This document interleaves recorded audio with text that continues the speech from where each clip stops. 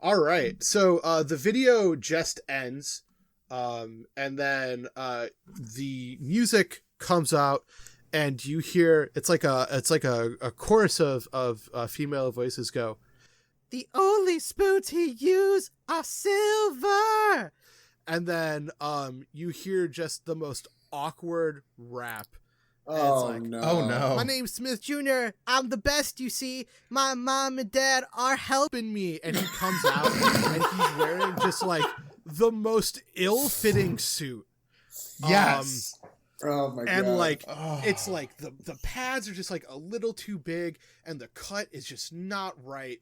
And as he's walking down, he's kind of like hiking up his pants a little bit. And the crowd is just like, boo, you suck, Smith Jr., we hate you. Like, the suit is so badly tailored, and, it wouldn't even be right if it was trying to be a zoot suit. Is that what you're getting at? No, exactly. Yeah, it looks like he went into his dad's closet and pulled out a suit because his dad told him that he needed to be down here, which is funny because like it's going against his whole thing of like we're like rich and the best and things like that. And he comes down, he goes into the ring and he's like, somebody give me a microphone. And a juice box, too. And a juice box, too. I am of a legal wrestling age. I just have a nasally voice. Literal 11-year-old in a suit he walks says into the ring. He says to the audience and he says to the hecklers in the crowd who were saying shit like, is this guy even old enough to wrestle? Hey, Junior, do you have a math final tomorrow? He's like, shut up. Last week, Mr. Pillar, he embarrassed me. And it's not hard and to do. I want revenge. I want it right now. So if Mr. Pillar is man enough, come out here and fight me. Can the situation be that before he can even finish it, my intro starts? Yes. Like 100%. I've been way prepared for that. Now I want to ask you a question. Yes. You have a choice here. Okay. In any case, I want you to describe your entrance. But Yeah. do you do an entrance proper, or do you run in and just immediately take control of the match? Oh no, this is a proper intro. Mr. Pillar needs he's got his theatrics. And Cool. he doesn't have a song, but there's just this low thunder, like this like just rolling thunder, and the stage is pitch black except for small little like spotlight flickers here and there. And you can already see Very cool. within the flashes, you can already see Mr. Pillar in his pose, which is basically Atlas holding up the world as he's holding a fake inflatable world behind him. It's definitely real, and it's made of stone, Cody. And so yeah, as the rolling thunder starts to go away and the lights start to come up, you kind of hear this like inaudible these inaudible voices. Like you can tell someone's speaking, but like you can't hear it all the way. And that's when you hear, "Oh no. Oh no, Smith Jr. The gods, they don't like what you're doing, boy. You're not a man yet.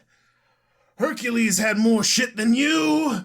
And he throws the orb behind him, and he walks down the stage in all of his intimidating glory. And go on. Oh, go ahead. Finish your thought. He points to the crowd. "Now I know we normally don't see eye to eye, but today you can catch this boy being a little..." And he bleeps himself. He doesn't say the word. "But why don't you tell this little boy to go back home where he belongs?" And can you please roll plus audience? Okay. What is my audience currently? It is currently 1. Okay. Oh, yeah, that's a 6. Okay, so So you close. you're trying to get the crowd on your side. Sure. And it's just for whatever reason, this has worked in other cities before. Yeah. They like it when you do things like that. But in this case, they're just not feeling it as much. Okay. So you can't attempt to work the audience anymore. That's not to say that you can't do it. I want you to do me another thing really quick. Yeah. How impressive did you make that throwing the boulder thing? Oh, it's part of his act as cool, as dramatic and powerful as humanly possible. Could you please roll plus power? Oh, I would love to. No! Oh no! This is so bad. Of course this would happen. 5. Does the ball bounce off the back wall, hit you in the back of the head, and you just have to pretend it didn't happen and walk back, continue to walk down the ramp? So, yes, that happens exactly. But Cody, I am afraid you are going to take 1 injury. Yeah, I figured as much. Yeah. Can you please mark an injury? Isn't it inflatable? I mean, I did say it was powerful. That's kind of on me. You pull the shoulder like. But you make it look really cool. Yeah, like you hurt yourself, but no one's quite aware of that. Yeah. Okay, totally fine. And in this time, he takes off the suit jacket and he takes off the suit pants, and underneath he has his shorts on. On the butt it says silver spoons with 2 silver spoons crossed in an X. Huh. Okay. And that's his gimmick. Oh, okay. Yeah. I remember now. Yeah. Mm-hmm. Silver spoons in his mouth. All right, Cody, please, you start the match. I like to think he said that in the ring. Like, people were like, huh? And he was like, it's my gimmick. Yes, he's whining to the crowd. Yeah. Love it. I think as soon as he gets into the ring, he just starts throwing like basically like judo chops with his big fucking arms at this dude. He's just like, ugh. And he's just like slapping this dude as hard as he can. He's gonna start there and see how Smith Jr. is doing.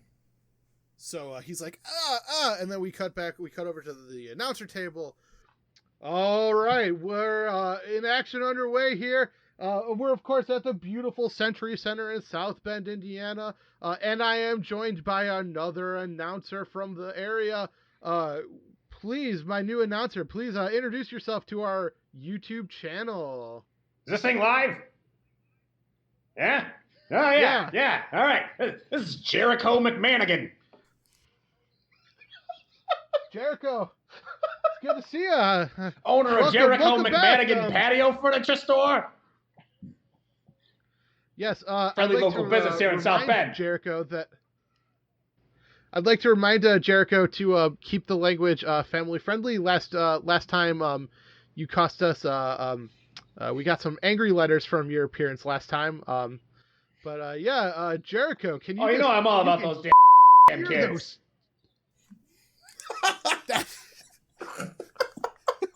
I love Jericho. Jericho is my new favorite character. Yeah, I love Jericho too. Can you just hear those chops, Jericho? You can. It sounds like he's like a fishmonger slapping a carp.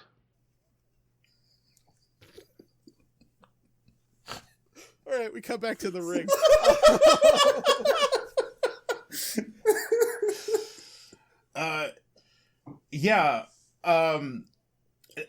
Am I still in control? Yeah. You are in control. Okay. You're in control until you do a quote unquote like showstopper move. Okay. So after like slapping him around a bit, I kind of want to throw him into the ropes to bounce him back so that I can do like a side slam. Okay, cool. Roll plus power, please. Hopefully this time. I hope I don't injure myself to death. All right, that's better. That's 8. An 8, cool. It'd be really embarrassing if you threw out your back, well. murdering a nerd. Yeah. That would be hilarious. Okay, so you regain control and transition into the next sequence, or you give your opponent control and gain +1 momentum. I'm gonna take some of that momentum, baby. Cool. All right. I want to see what Smith Jr. can do. So Smith Jr. So okay, you go for you run into the ropes and you go for the side slam, and at the last second, Smith Jr. turns around and he grabs onto your midsection and he's trying to lift you up. He's like, and he can't do it. The crowd is laughing. They are absolutely loving this. And then on the third attempt, he places you down, and he rolls over and he grabs out like $100 bill out of his suit pocket, and he walks over and he hands it to the ref, who then puts it into his shirt pocket. Smith Jr. then jumps out of the ring and goes underneath, and he pulls out a folding table. Oh, fun. Just a whole ass table. Pulls out the whole ass table. You know, they when the boys were setting up the ring, they were doing that. Actually, do you want to say that again in Jericho's voice real quick?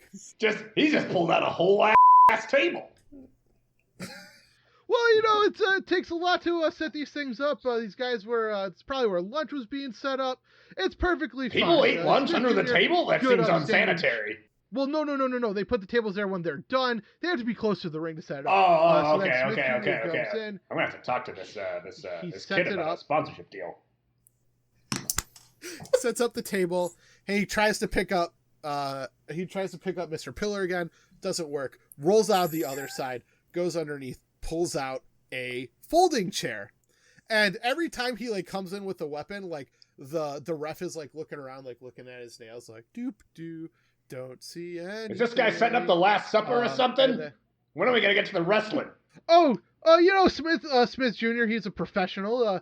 You know, he likes to put on a little bit of a show for the crowd there. And then he goes and he smacks you with the chair. And then he does the thing where he just shoves it at you right into your midsection. So yeah, you're doubled over a little bit. Okay. Yeah, and then when he's done with that, so when you're like doubled over, he goes and he just like grabs you and he puts you in a headlock. He starts punching your head. So punch. And then he breaks out, and then he starts going up to the top rope. He's going to attempt to do one of his signature moves, not necessarily a finishing move, but he is going to attempt to do an enziguri, which is he actually doesn't go, so he goes up to the top, then he crawls back down and he runs back and forth and he jumps in between the ring to go for the enziguri, and he's aiming for your head as you're doubled over. Fun. So he makes contact with it, and you step back and you're dazed, and then he goes and he attempts to do chops. He's doing chops on you, but they're just pitiful. They don't sound like anything. It's like, he's making that horrible ground. The crowd is just like, they're shocked. They're like, this is Mr. Pillar. Why is Smith Jr. like, how is he hitting all of these moves? At this point, they expect pure squashes out of you. Sure. Junior Smith Jr. And then he goes for his finishing move, which is called the double spoons, which is a missile drop kick. Question for you. Yeah. I'd like to use one of my roll moves. Of course. I would love to spend 2 momentum and win the match, which overrides this finishing bullshit. Okay. So what I want to do... yeah, go ahead. Please. So I'll put the 2 momentum back in my thing. So what he does is he looks at the crowd for a little bit, and he kind of he looks around and gives like a very very telegraphed wink, as if he was planning to let all of this happen. And then he pretends to be wounded while he goes over to like do his finishing move. And that's when he quickly goes over. Oh boy, I told you! And he's gonna do his finishing move, which is called the Atlas Smash, where he just grabs him over the head. It's kind of a modified power slam, except he grabs him, kind of curls him up a little bit as much as he can with just his fucking arms. He gets onto one knee first. He goes, oh, you're gonna get it. And then he fucking gets up and then power slams him into the ground for the finishing move. So if you're hitting your finisher, please roll 2d6. Okay. Just give me the number. Okay. I wonder which will break first. A spirit? Or your buddy? Can I spend momentum here if it puts me at 0? Wait, what did you roll? I rolled a 7. Okay. Yeah, you can spend as much momentum as you want to get you to a 10+. Well, I only have 1 left, so it would be an 8. Well, that wouldn't get you anything different, would it? Yeah, that I guess that's what I'm asking is.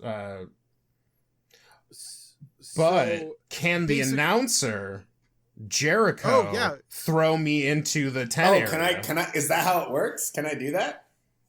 Yeah, I will allow it.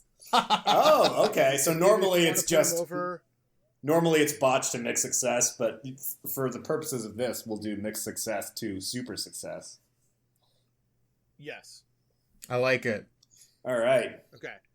So how do you describe this finishing move to put him over and make the crowd go absolutely bazonkers? Okay, so the end of this match.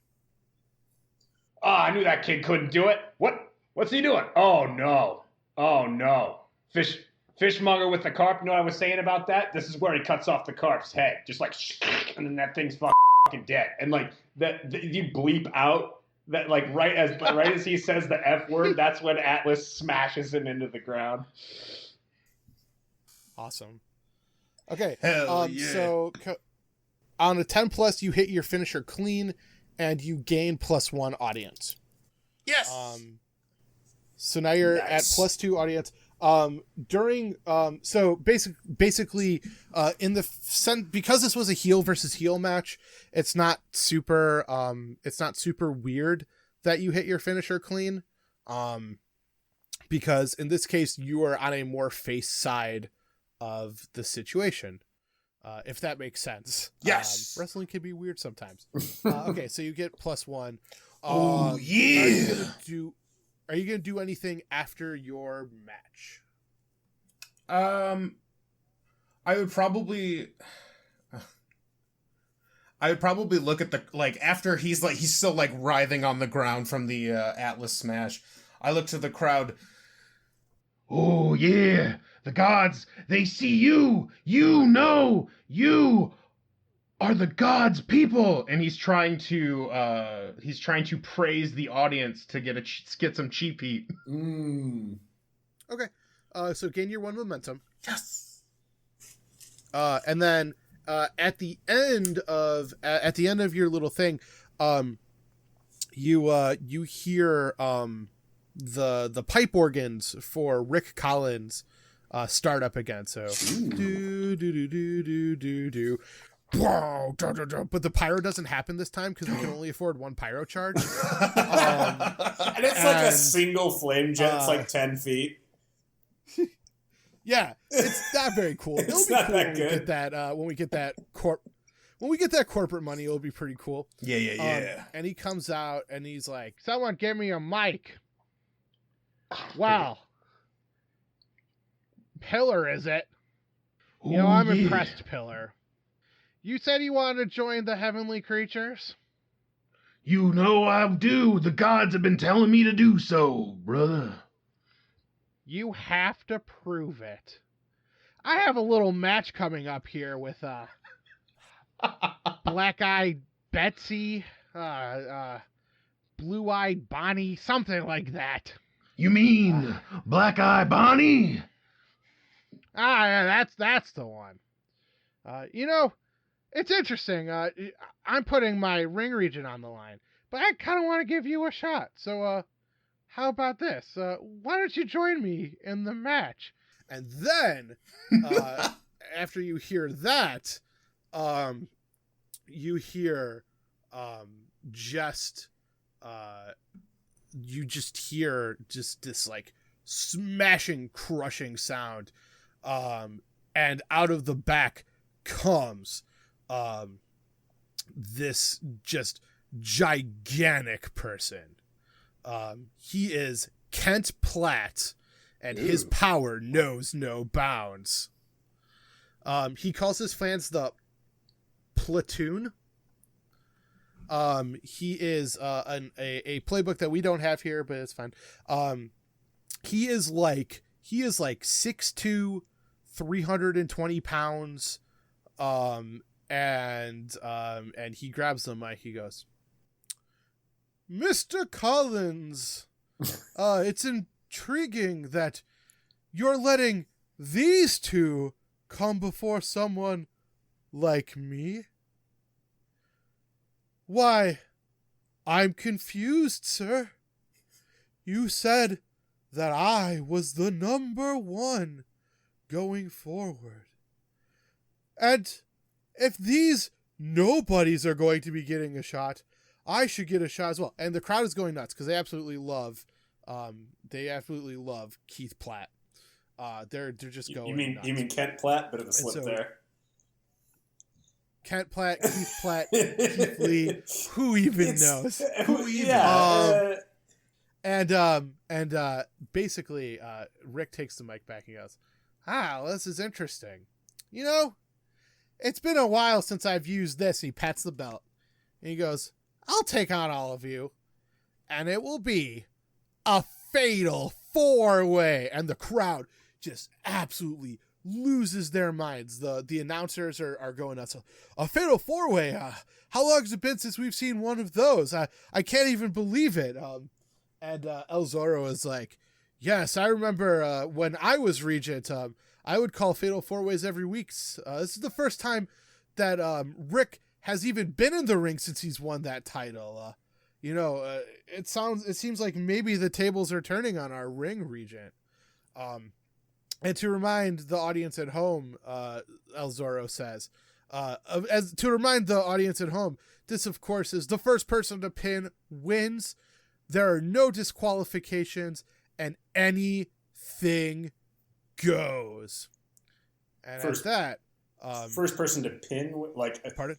Okay, so here's the point in the episode where people realize that my only pro wrestling exposure is watching Glow, which was great. What does that mean? It's a lot of fun. Okay. Well then, basically a person, when you get to a count of 3, that is called pinning them. Okay. The idea is that you put their shoulders on the mat and they do not kick their shoulders up. Okay. If a shoulder leaves the mat, then they've broken the pin. So basically in a fatal 4-way. Yeah, go ahead.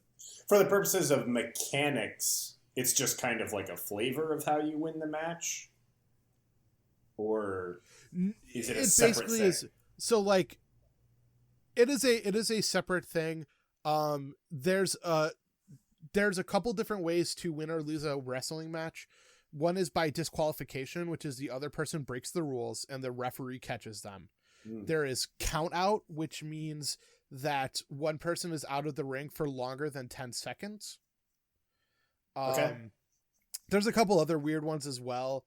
Like a referee determines that you're just not fit to wrestle anymore, and then no one wins that match. It's a no contest because you're too beat up. The most basic one. Yeah, it's a no contest. And then, of course, the big one is to pin your opponent in the ring clean. Okay. So Bex did not win your match clean. Because she cheated to do it. Right. Cody arguably won clean. He used a heel move. Oh yeah. He used a heel move. So he technically won clean, if you will. Rick Collins is pretty notorious for cheating during his matches. Okay. And basically at any point, So here's where the fatal four way is going to get kind of interesting. This is you guys are all going to be in the ring together. So if you ever at any point lose control, you get to choose who it goes to. So you can either give it to the other player wrestler or to a non-player wrestler. That's when that interrupt thing starts to come into play. Cool. Basically, you get to choose who takes over control of the match. But yeah, we kind of go from there. So I've got an idea. That's where things kind of get interesting. I've got an idea for Bonnie's re-entrance. If you didn't have something planned. So, Kent starts walking down to the ring. Mr. Pillar is still in the ring. He's looking a little bit tired, but he's ready to go.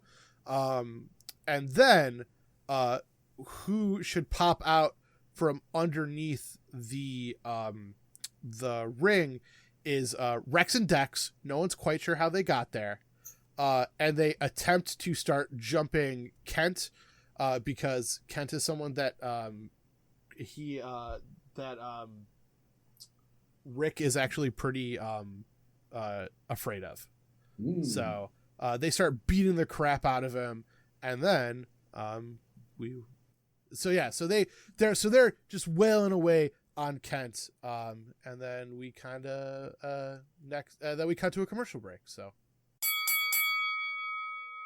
Thank you so much for listening to this episode of The One Shot. If you're looking for more content from us, you can go to our website at www.fandomroulette.com, where we have all kinds of stuff, including, all of our episode lists, stuff that we're working on, our bios, and then at the bottom, we have a little form that you can fill out if you want to have us look at a RPG that you like for the next One Shot. So feel free to get at us that way. If you want to talk with us, chat with us, converse with us on social media, you can do so at fandomr_podcast. That's our Twitter handle. And we're also on Instagram and Facebook, all searchable with Fandom Roulette. Again, we'd like to thank you so much. Please like, rate, review, subscribe, share to a friend, anything that you can do to help us spread the love, spread the word of our stuff, as that helps us figure out what kind of content you like and how to progress forward as we move on in these interesting times. So again, if you're looking for any way to get at us, we're on all sorts of things: iTunes, SoundCloud, Google Play, Spotify, YouTube, etc. Just search Fandom Roulette. And yeah, that's it. Thank you guys so much for hanging out and listening to this episode. And until next time, stay super nerdy.